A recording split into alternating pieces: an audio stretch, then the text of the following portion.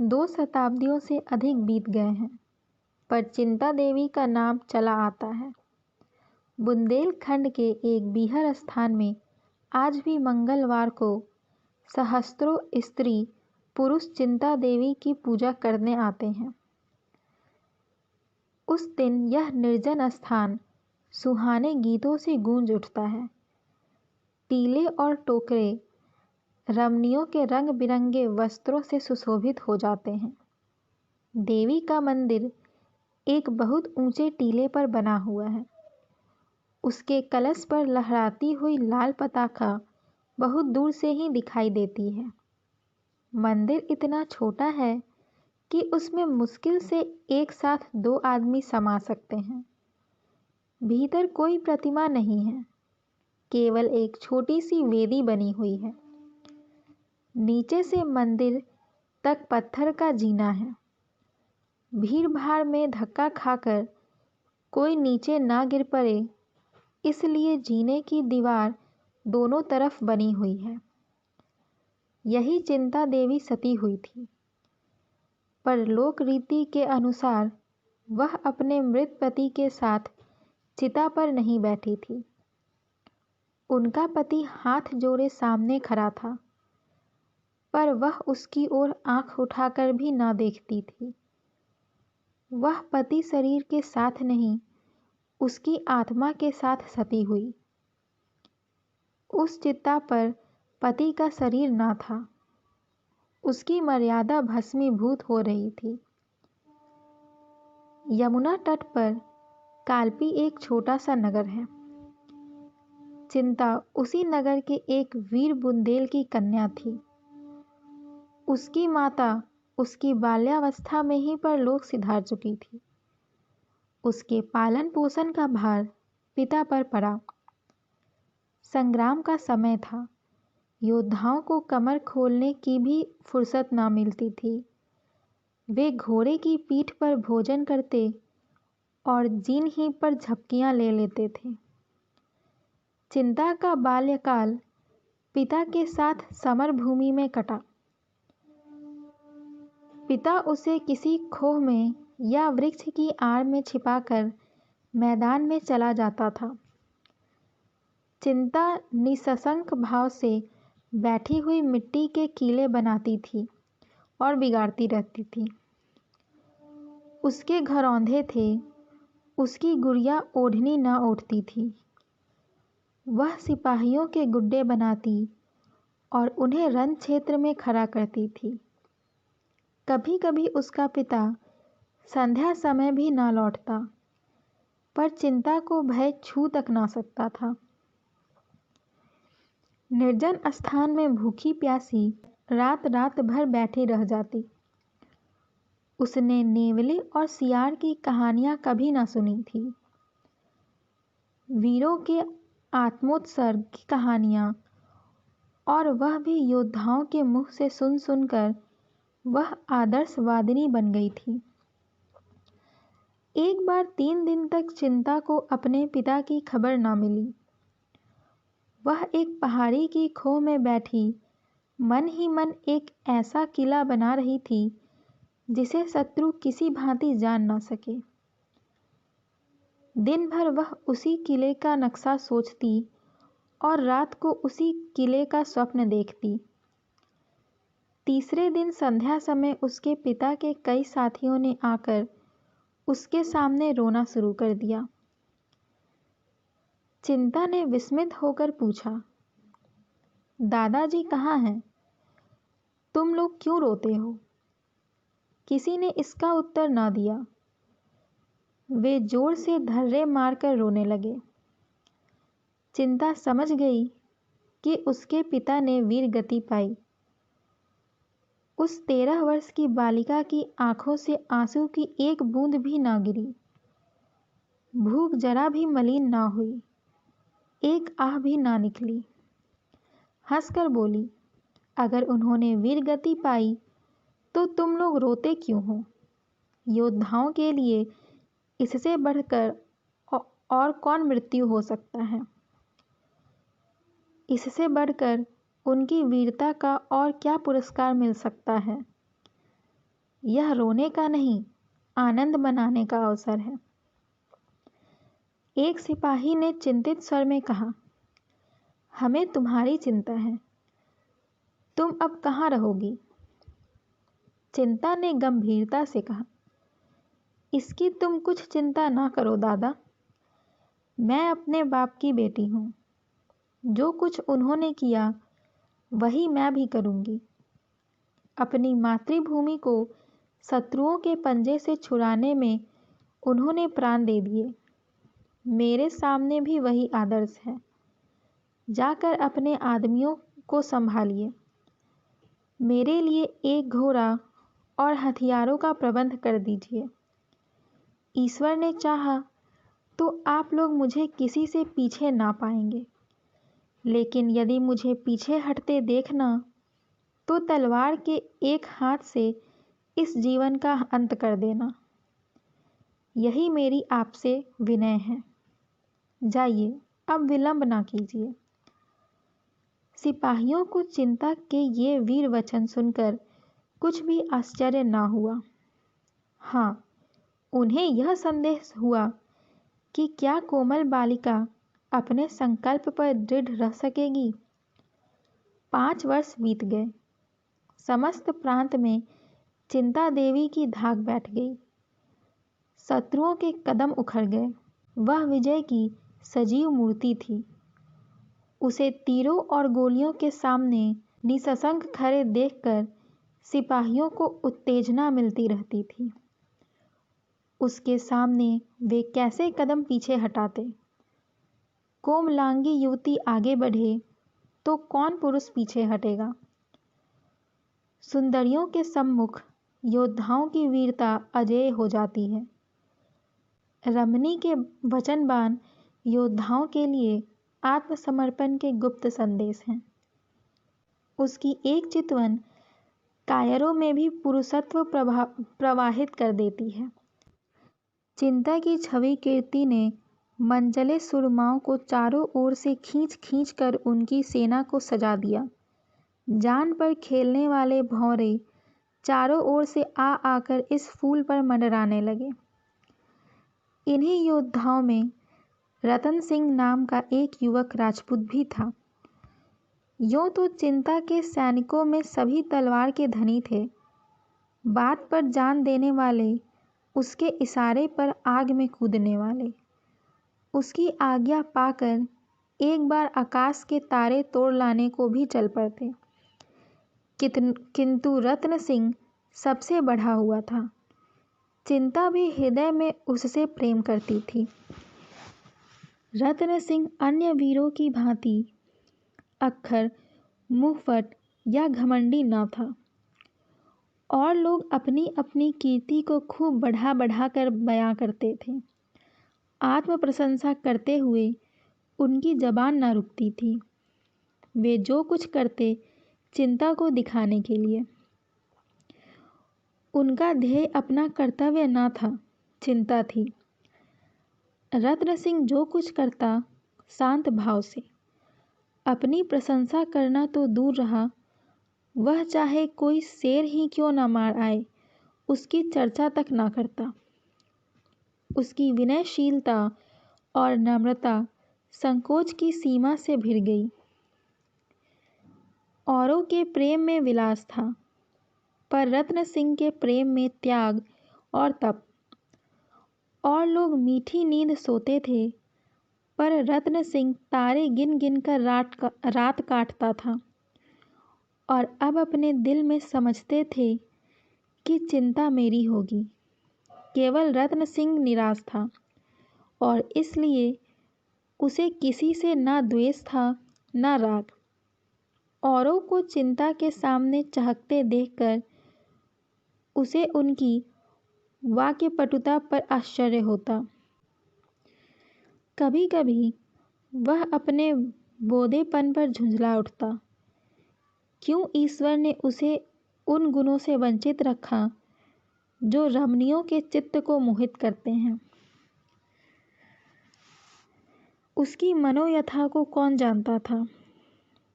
पर वह मन में झुंझला कर रह जाता था। दिखावे की उसकी सामर्थ्य ही ना थी। आधी से अधिक रात बीत चुकी थी। चिंता अपने खेमे में विश्राम कर रही थी। सैनिकगण भी कड़ी मंजिल मारने के बाद कुछ खा पीकर गाफिल पड़े हुए थे। आगे एक घना जंगल था। जंगल के उस पार शत्रुओं का एक दल डेरा डाले पड़ा था। चिंता उसके आने की खबर पाकर भागा भाग चली आ रही थी। उसने प्रातःकाल शत्रुओं पर धावा बोलने का निश्चय कर लिया था। उसे विश्वास था कि शत्रुओं को मेरे आने की खबर ना होगी, किंतु यह उसका भ्रम था। उसी की सेना का एक आदमी शत्रुओं से मिला हुआ था। यहाँ की खबरें वहाँ नित्य पहुँचाता रहता था। उन्होंने चिंता से निश्चिंत होने के लिए एक षड्यंत्र रच रखा था। उसकी गुप्त हत्या करने के लिए तीन साहसी सिपाहियों को नियुक्त कर दिया। वे तीनों दबे पांव जंगल पार करके आए और वृक्षों की आड़ में खड़े होकर सोचने लगे कि चिंता का खेमा कौन सा है। सारी सेना बेखबर सो रही थी। इससे उन्हें अपने कार्य की सिद्धि में लेस मात्र भी संदेह न था। वे वृक्षों की आड़ से निकले और जमीन पर मगर की तरह रेंगते हुए चिंता के खेमे की ओर चले। सारी सेना बेखबर सोती थी। पहरे के सिपाही थककर चूर हो जाने के कारण निद्रा में मग्न हो गए थे। केवल एक प्राणी खेमे के पीछे मारे ठंड के सिकुड़ा हुआ बैठा था। यही रत्न सिंह था। आज उसने यह कोई नई बात ना की थी। पड़ावों में उसकी रातें इसी भांति चिंता के खेमे के पीछे बैठे बैठे कटती थी। घातकों की आहट पाकर उसने तलवार निकाल ली और चौंक कर खड़ा हो गया। देखा 3 आदमी झुके हुए चले आ रहे हैं। अब क्या करे? अगर शोर मचाता तो सेना में खलबली पड़ जाती और अंधेरे में लोग एक दूसरे पर वार करके आपस में ही कट मरते। इधर अकेले 3 जवानों से भिड़ने में प्राणों का भय था। अधिक सोचने का मौका न था। उसमें योद्धाओं की अविलंब निश्चय कर लेने की शक्ति थी। तुरंत तलवार खींच ली और उन तीनों पर टूट पड़ा। कई मिनट तक तलवारें छपाछप चलती रहीं। फिर सन्नाटा छा गया। उधर वे तीनों आहत होकर गिर पड़े। इधर यह भी जख्मों से चूर होकर अचेत हो गया। प्रातःकाल चिंता उठी तो चारों जवानों को भूमि पर पड़े पाया। उसका कलेजा धाक से हो गया। समीप जाकर देखा, तीनों आक्रमणकारियों के प्राण निकल चुके थे, पर रत्न सिंह की सांस चल रही थी। सारी घटना समझ गई। नारित्व ने वीरत्व पर विजय पाई। जिन आँखों से पिता की मृत्यु पर आंसू की एक बूंद भी ना गिरी थी, उन्हीं आँखों से आंसुओं की झड़ी लग गई। उसने रत्न सिंह का सिर अपने पैर पर रखा और हृदयांगन में रचे हुए स्वयंवर में उसके गले में जयमाल डाल दी। महीने भर ना रत्न सिंह की आंखें खुली और ना चिंता की आंखें बंद हुई। चिंता उसके पास से एक क्षण के लिए भी कहीं ना जाती। ना अपने इलाके की परवाह थी, ना शत्रुओं के बढ़ते चले आने का फिक्र। रत्न सिंह पर वह अपनी सारी विभूतियों का बलिदान कर चुकी थी। पूरा महीना बीत जाने के बाद रत्न सिंह की आंखें खुली। देखा चारपाई पड़ी हुई है और चिंता सामने पंखा लिए खड़ी है। क्षीण स्वर में बोला, चिंता, पंखा मुझे दे दो, तुम्हें कष्ट हो रहा है। चिंता का हृदय इस समय स्वर्ग के अखंड अपार सुख का अनुभव कर रहा था। 1 महीना पहले जिस जीर्ण शरीर के सिरहाने बैठी हुई वह नैरस्य में रोया करती थी, उसे आज बोलते देखकर बहुत खुशी हो रही थी। उसने स्नेह मधुर स्वर में कहा, प्राणनाथ, यदि यह कष्ट है तो सुख क्या है मैं नहीं जानती। प्राणनाथ, इस संबोधन में विलक्षण मंत्र की सी शक्ति थी। रत्न सिंह की आंखें चमक उठी। जीर्ण मुद्रा प्रदीप्त हो गई। नसों में एक नए जीवन का संचार हो उठा और वह जीवन कितना स्फूर्तिमय था। उसमें कितना उत्साह, कितना माधुर्य, कितना उल्लास और कितनी करुणा थी। रत्न सिंह के अंग अंग फड़कने लगे। उसे अपनी भुजाओं में अलौकिक पराक्रम का अनुभव होने लगा। ऐसा जान पड़ा मानो वह उड़कर आकाश पर पहुंच सकता है, पर्वतों को चीर सकता है। एक क्षण के लिए उसे ऐसी तृप्ति हुई मानो उसकी सारी अभिलाषाएं पूरी हो गई हैं और वह किसी से कुछ नहीं चाहता। शायद शिव को सामने खड़ा देखकर भी वह मुंह फेर लेगा, कोई वरदान ना मांगेगा।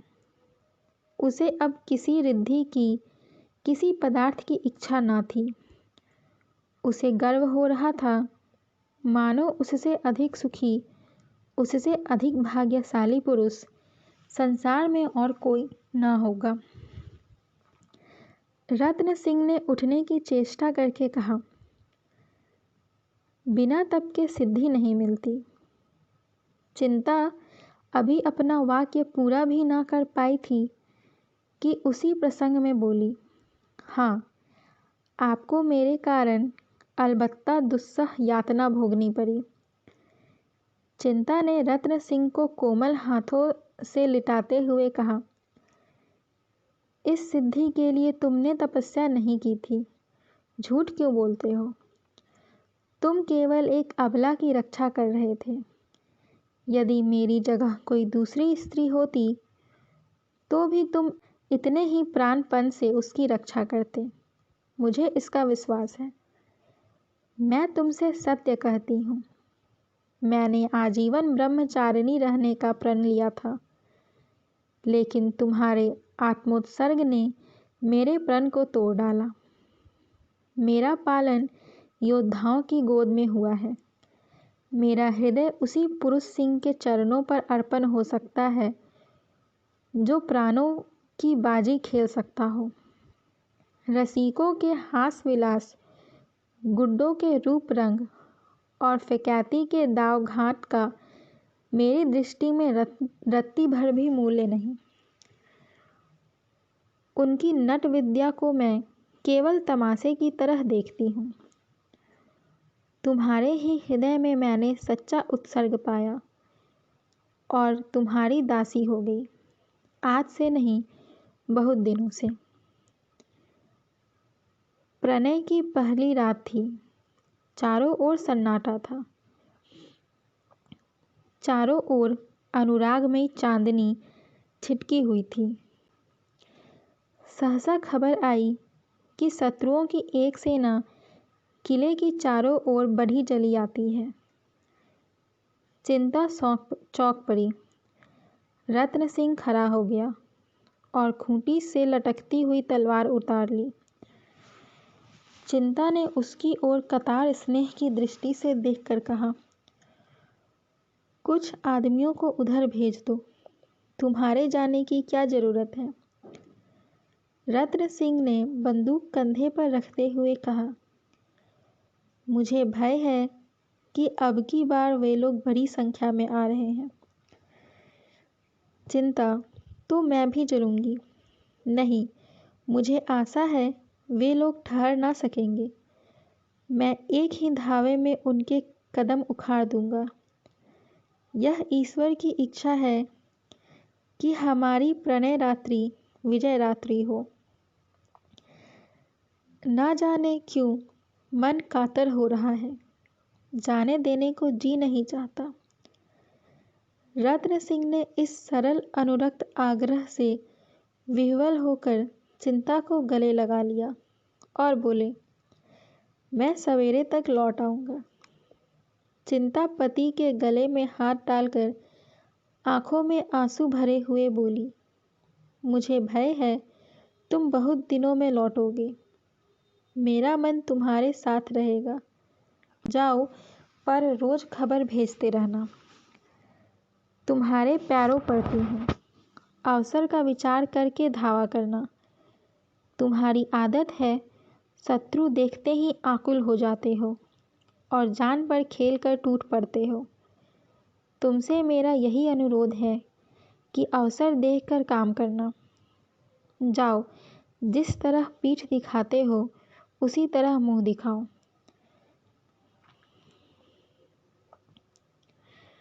चिंता का हृदय कातर हो रहा था।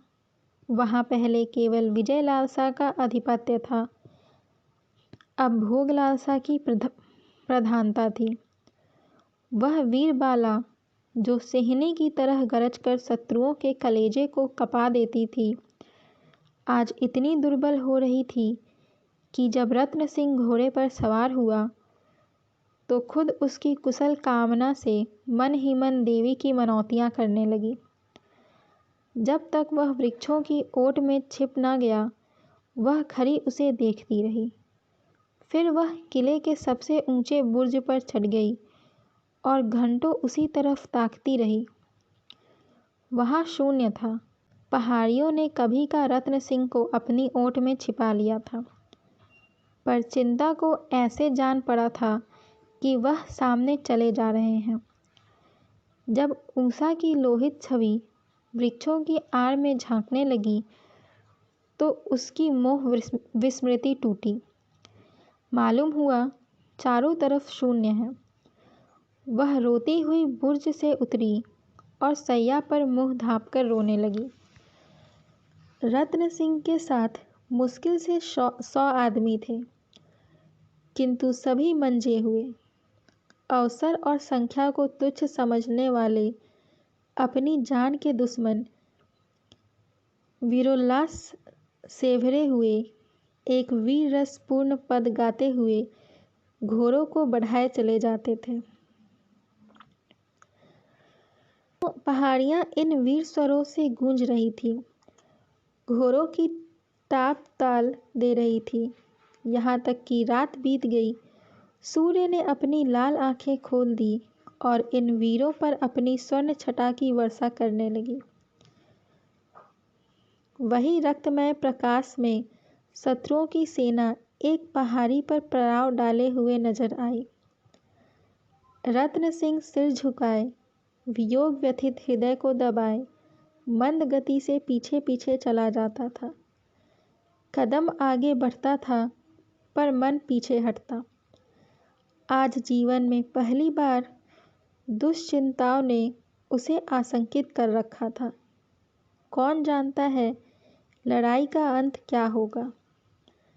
जिस स्वर्ग सुख को छोड़कर वह आया था, उसकी स्मृतियां रह रहकर उसके हृदय को मसोस रही थी।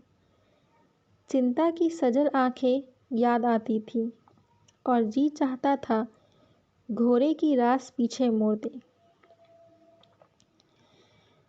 प्रति क्षण रणोत्साह क्षीण होता जाता था।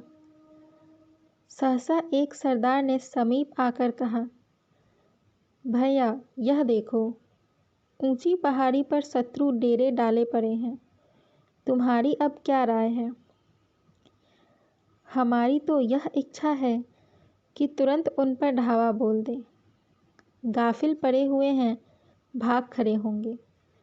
देर करने से वे भी संभल जाएंगे और तब मामला नाजुक हो जाएगा। 1000 से कम ना होंगे। रत्न सिंह ने चिंतित नेत्रों से शत्रु दल की ओर देखकर कहा, हाँ मालूम तो होता है। सिपाही, तो ढावा बोल दिया जाए। रत्न सिंह, जैसी तुम्हारी इच्छा। संख्या अधिक है यह सोच लो। सिपाही ने कहा, इसकी परवाह नहीं, हम इससे बड़ी सेनाओं को परास्त कर चुके हैं। रत्न सिंह ने कहा, यह सच है, पर आग में कूदना ठीक नहीं। सिपाही, भैया तुम कहते क्या हो? सिपाही का तो जीवन ही आग में कूदने के लिए है। तुम्हारे हुक्म की देर है, फिर हमारा जीवट देखना। रत्न सिंह ने कहा, अभी हम लोग बहुत थके हुए हैं, जरा विश्राम कर लेना अच्छा है। नहीं भैया, उन सबों को हमारी आहट मिल गई तो गजब हो जाएगा। रत्न सिंह ने कहा, तो फिर ढावा ही कर दो। एक क्षण में योद्धाओं ने घोड़ों की बागें उठा दी और अस्त्र संभाले हुए शत्रु सेना पर लपके।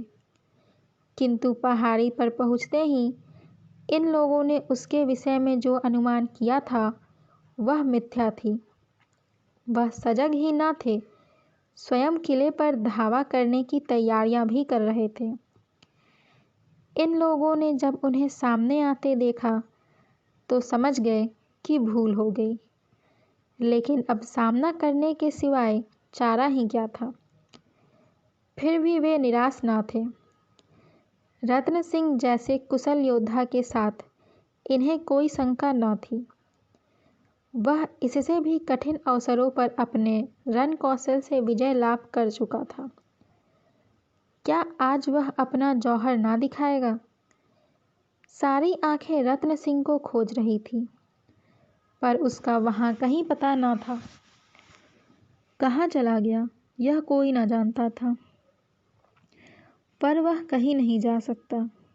अपने साथियों को इस कठिन अवस्था में छोड़कर वह कहीं नहीं जा सकता, संभव ही नहीं। अवश्य ही वह यहीं होगा और हारी हुई बाजी को जिताने की कोई युक्ति सोच रहा होगा। एक क्षण में शत्रु इनके सामने आ पहुंचे। इतनी बहुसंख्यक सेना के सामने ये मुट्ठी भर आदमी क्या कर सकते थे?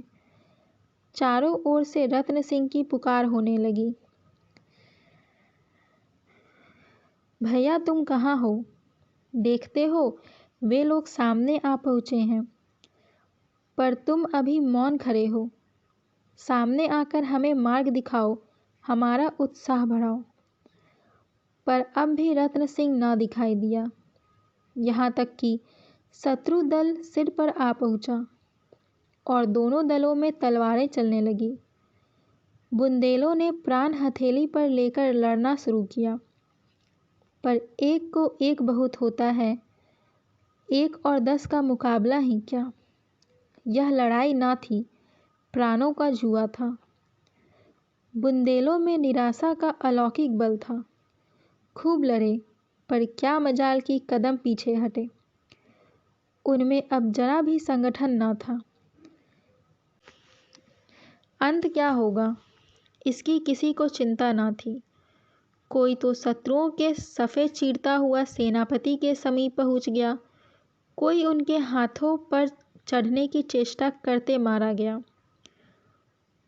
उनका अमानुषिक साहस देखकर शत्रुओं के मुंह से भी वाह वाह निकलती थी।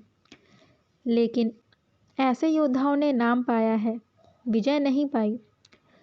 1 घंटे में रंगमंच का पर्दा गिर गया, तमाशा खत्म हुआ। एक आंधी थी जो आई और वृक्षों को उखाड़ती हुई चली गई।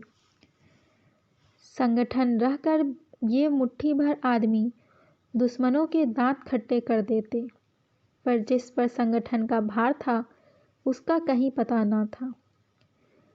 विजयी मरहटों ने एक एक लाश ध्यान से देखी। रत्न सिंह उसकी आंखों में खटकता था, उसी पर उनके दांत लगे थे। रत्न सिंह के जीते जी उन्हें नींद ना आती थी। लोगों ने पहाड़ी की एक एक चट्टान का मंथन कर डाला, पर रत्न हाथ ना आया। विजय हुई पर अधूरी। चिंता के हृदय में आज ना जाने क्यों भांति भांति की शंकाएं उठ रही थी। वह कभी इतनी दुर्बल ना थी। बुंदेलों की हार ही क्यों होगी, इसका कोई कारण तो वह ना बता सकती थी, पर यह भावना उसके विकल हृदय से किसी तरह ना निकलती थी। उस अभागिन के भाग्य में प्रेम का सुख भोगना लिखा होता तो क्या बचपन में ही माँ मर जाती, पिता के साथ वन वन घूमना पड़ता, खोहों और कंदराओं में रहना पड़ता, और वह आश्रय भी तो बहुत दिन ना रहा। पिता भी मुंह मोड़कर चल दिए। तब से उसे एक दिन भी तो आराम से बैठना नसीब ना हुआ। विधाता क्या अब अपना क्रूर कौतुक छोड़ देगा? उसके दुर्बल हृदय में इस समय एक विचित्र भावना उत्पन्न हुई। ईश्वर उसके प्रियतम को आज सकुशल लाए तो वह उसे लेकर किसी दूर के गांव में जा बसेगी, पति देव की सेवा और आराधना में जीवन सफल करेगी, इस संग्राम से सदा के लिए मुंह मोड़ लेगी। आज पहली बार नारीत्व का भाव उसके मन में जीवित हुआ। संध्या हो गई थी। सूर्य भगवान किसी हारे हुए सिपाही की भांति मस्तक झुकाते कोई आड़ खोजने लगे। सहसा एक सिपाही नंगे सिर निरस्त्र उसके सामने आकर खड़ा हो गया। चिंता पर वज्रपात हो गया। एक क्षण तक मर्माहत सी बैठी रही, फिर उठकर घबराई हुई सैनिक के पास आई और आतुर स्वर में पूछा, कौन कौन बचा? सैनिक ने कहा, कोई नहीं। कोई नहीं? चिंता सिर पकड़कर भूमि पर बैठ गई। सैनिक ने फिर कहा, मरहटे समीप आ पहुँचे। समीप आ पहुँचे? बहुत समीप। तो तुरंत चिता तैयार करो, समय नहीं है। अभी हम लोग तो सिर कटाने को हाजिर ही हैं। तुम्हारी जैसी इच्छा। मेरे कर्तव्य का तो यही अंत है। किला बंद करके हम महीनों लड़ सकते हैं, तो जाकर लड़ो। मेरी लड़ाई अब किसी से नहीं। एक और अंधकार प्रकाश को पैरों तले कुचलता चला जाता था, दूसरी ओर विजयी मरहटे लहराते हुए खेतों को, और किले में चिता बन रही थी। ज्यों ही दीपक जले, चिता में भी आग लगी। सती चिंता 16 श्रृंगार किए अनुपम छवि दिखाती हुई प्रसन्न मुख अग्नि मार्ग में पति लोक की यात्रा करने जा रही थी। चिता के चारों ओर स्त्री और पुरुष जमा थे। शत्रुओं ने किले को चारों ओर से घेर लिया था। इसकी किसी को फिक्र ना थी। शोक और संतोष से सबके चेहरे उदास और सिर झुके हुए थे। अभी कल इसी आंगन में विवाह का मंडप सजाया गया था, जहां इस समय चिता सुलग रही है। वहीं कल हवन कुंड था। कल भी इसी भांति अग्नि की लपटें उठी थी, इसी भांति लोग जमा थे। पर आज और कल के दृश्यों में कितना अंतर है। सहसा घोड़े की टापों की आवाज़ें सुनाई देने लगी। मालूम होता था कोई सिपाही घोड़े को सरपट भगाता चला आ रहा है। एक क्षण में टापों की आवाज़ बंद हो गई और एक सैनिक आंगन में दौड़ा हुआ आ पहुंचा। लोगों ने चकित होकर देखा, यह रत्न सिंह था। रत्न सिंह चिता के पास जाकर हांफता हुआ बोला, प्रिय, मैं तो अभी जीवित हूँ, यह तुमने क्या कर डाला? चिता में आग लग चुकी थी। चिंता की सारी से अग्नि की ज्वाला निकल रही थी। रत्न सिंह उन्मत्त की भांति चिता में घुस गया और चिंता का हाथ पकड़कर उठाने लगा। लोगों ने चारों ओर से लपक लपक कर चिता की लकड़ियां हटानी शुरू कर दी, पर चिंता ने पति की ओर आंख उठाकर भी ना देखा, केवल हाथों से उसे हट जाने का संकेत किया। रत्न सिंह सिर पीटकर बोला, तुम्हें क्या हो गया है? मेरी ओर देखती क्यों नहीं? मैं तो जीवित हूँ। चिता से आवाज आई, तुम्हारा नाम रत्न सिंह है, पर तुम मेरे रत्न सिंह नहीं हो। तुम मेरी तरफ देखो तो मैं ही तुम्हारा दास, तुम्हारा उपासक, तुम्हारा पति हूँ। मेरे पति ने वीर गति पाई। कैसे समझाऊं? अरे लोगों, किसी भांति अग्नि को शांत करो। मैं रत्न सिंह ही हूँ। क्या तुम मुझे पहचानती नहीं हो? अग्नि शिखा चिंता के मुख तक पहुँच गई। अग्नि में कमल खिल गया। चिंता स्पष्ट स्वर में बोली, खूब पहचानती हूँ, तुम मेरे रत्न सिंह नहीं। मेरा रत्न सिंह सच्चा सूर था। वह आत्मरक्षा के लिए, इस तुच्छ देह को बचाने के लिए अपने क्षत्रिय धर्म का परित्याग न कर सकता था। मैं जिस पुरुष के चरणों की दासी बनी थी, वह देवलोक में विराजमान है। रत्न सिंह को बदनाम मत करो।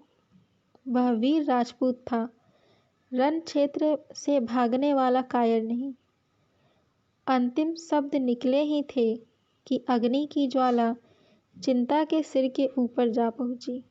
फिर एक क्षण में वह अनुपम रूप राशि, वह आदर्श वीरता की उपासक, वह सच्ची सती अग्नि राशि में विलीन हो गई। रत्न सिंह चुपचाप हतबुद्धि सा खड़ा यह शोकमय दृश्य देखता रहा। फिर अचानक एक ठंडी सांस खींचकर उस चिता में कूद पड़ा।